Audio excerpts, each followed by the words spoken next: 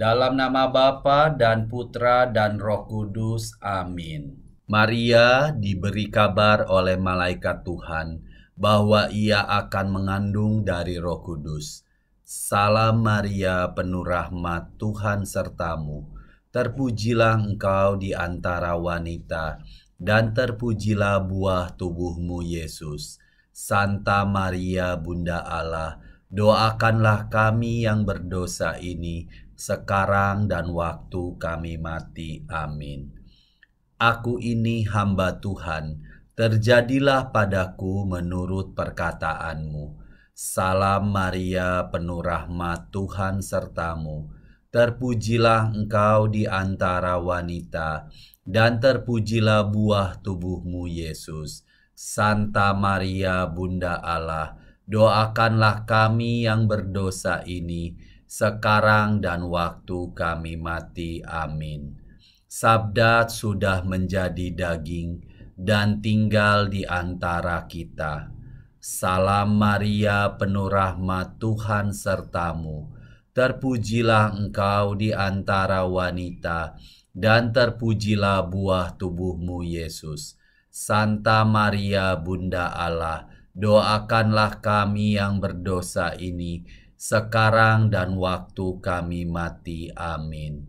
Doakanlah kami ya Santa Bunda Allah, supaya kami dapat menikmati janji Kristus.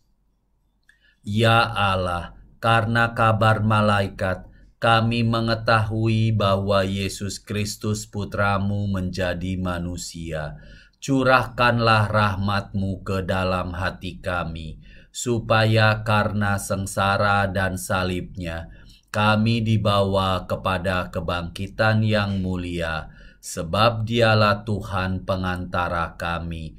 Amin. Dalam nama Bapa dan Putra dan Roh Kudus. Amin. Salam kebahagiaan bagi saudari-saudaraku pencinta mutiara iman. Apakah artinya kita menyatakan bahwa Bunda Maria sebagai Hawa baru? Bagaimana kitab suci membuktikannya? Dan mengapa Maria adalah bunda spiritual kita? Mari kita belajar bersama-sama di bulan Rosario ini.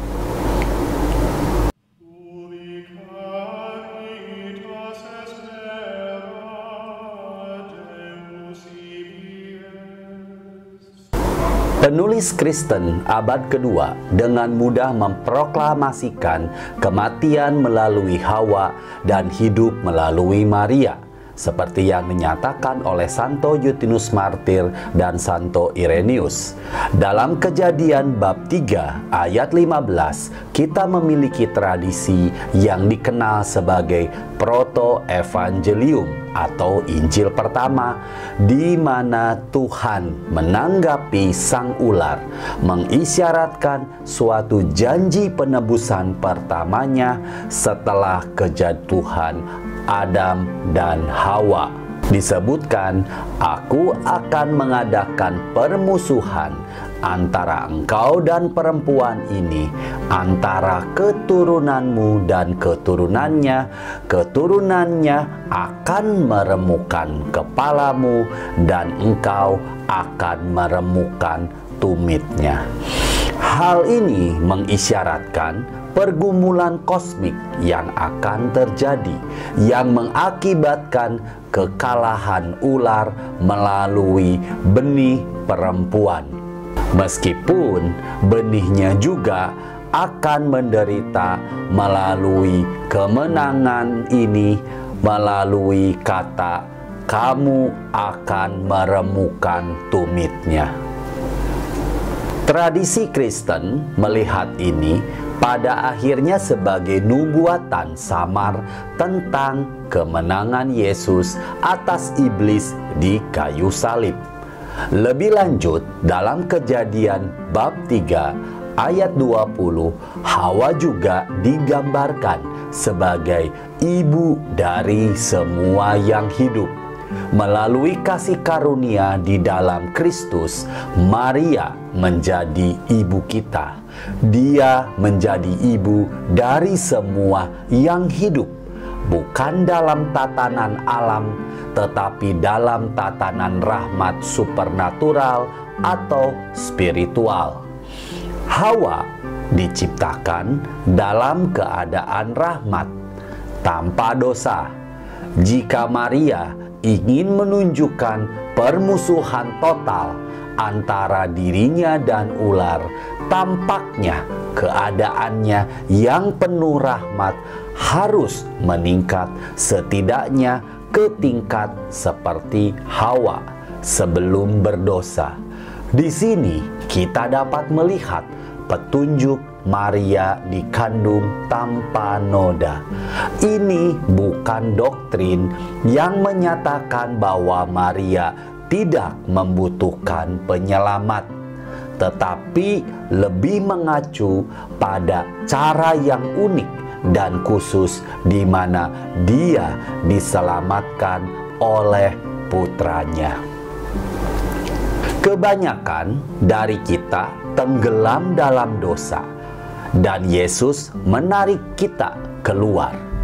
Dikandung tanpa noda dosa berarti bahwa Yesus menyelamatkannya sebelum Maria jatuh ke dalam dosa.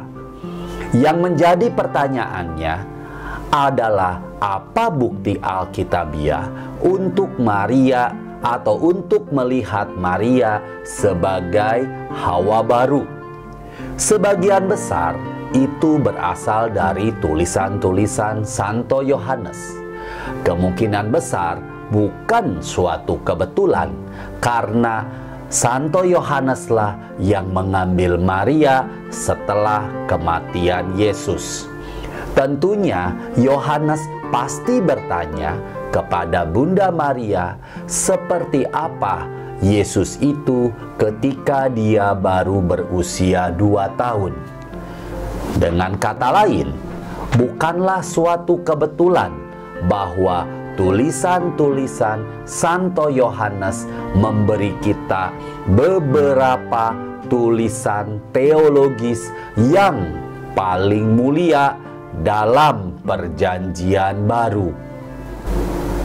Bagaimanapun, dia mampu merenungkan misteri ini dengan Bunda yang terberkati di sisinya. Mari kita mulai dengan Injil Yohanes. Injil Yohanes membuka dengan suatu singgungan yang jelas pada Kejadian, yaitu disebutkan pada mulanya adalah Firman, seperti yang dikatakan dalam Yohanes 1 bab 1 ayat 1, dan lihat Kejadian bab 1 ayat 1. Yohanes terus merujuk pada terang dan hidup. Sekali lagi singgungan yang jelas kepada Kejadian 1, dan kita lihat di Yohanes 1 ayat 4. Jika kita mengikuti teks dengan hati-hati, Yohanes kemudian melanjutkan dengan menyusun serangkaian hari, menggunakan frase berulang hari berikutnya. Dia melakukan ini 3 kali, yaitu di Yohanes 1 ayat 29, ayat 35, dan ayat 43, menyarankan rangkaian 4 hari. Karena di hari berikutnya, yang pertama adalah hari kedua, lalu yang ketiga, dan yang kemudian adalah hari yang keempat.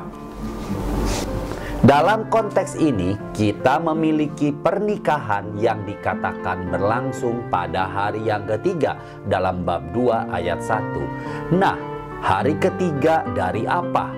Mungkin dari hari keempat. Dalam hal ini, hari ketiga akan menjadi hari yang ketujuh.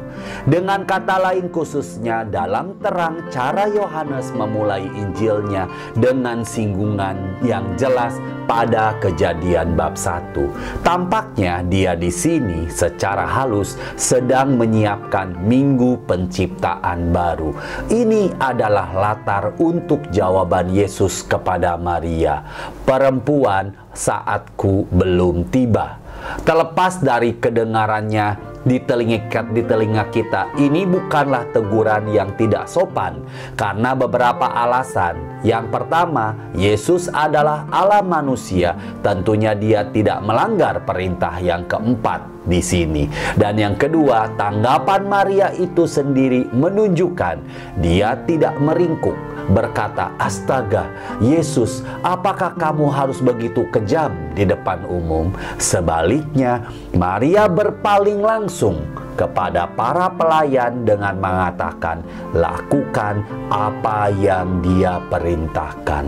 Dengan kata lain, tanggapan Maria menunjukkan semangat yang antusias, seolah dia dengan gembira berkata, Yesus akan membantu kita.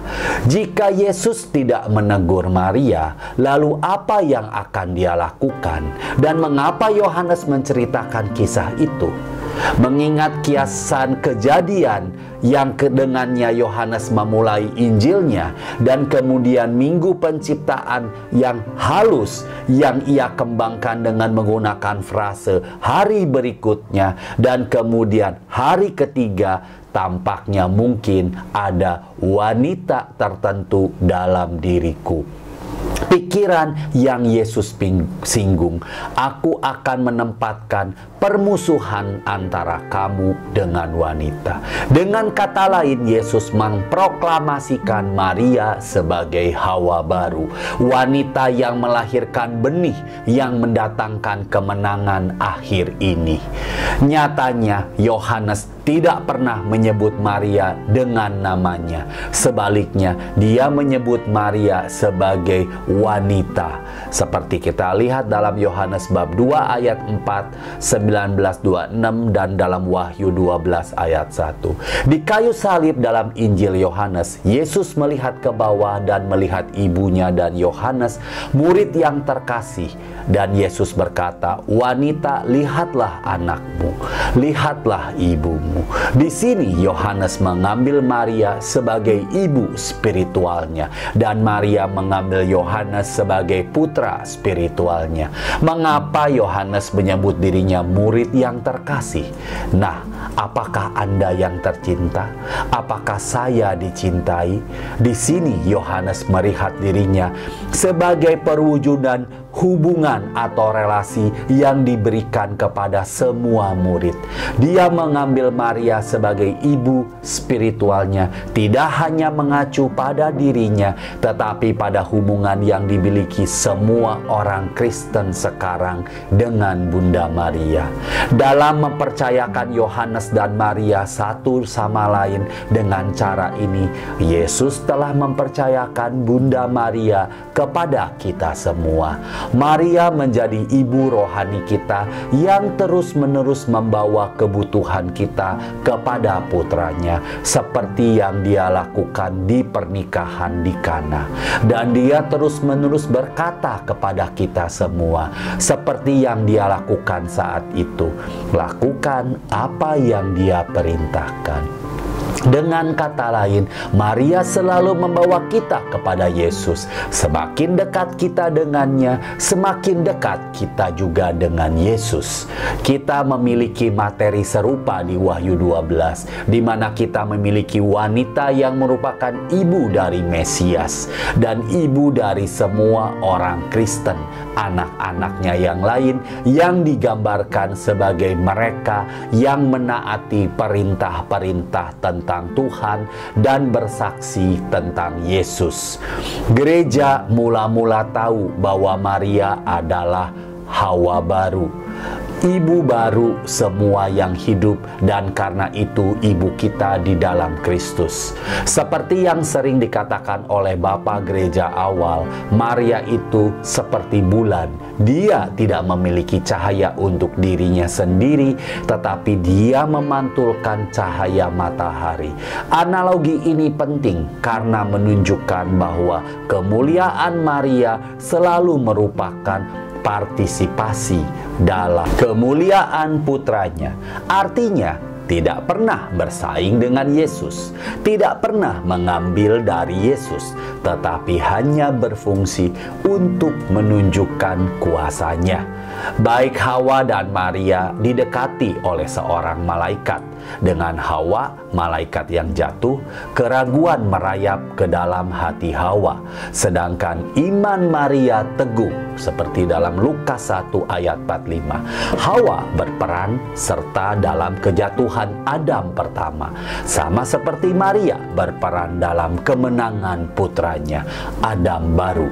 Lihat Lukas 2 ayat 34-35. Dalam kata-kata para bapa gereja awal, simpul ketidaktaatan Hawa telah dilepaskan oleh iman Maria.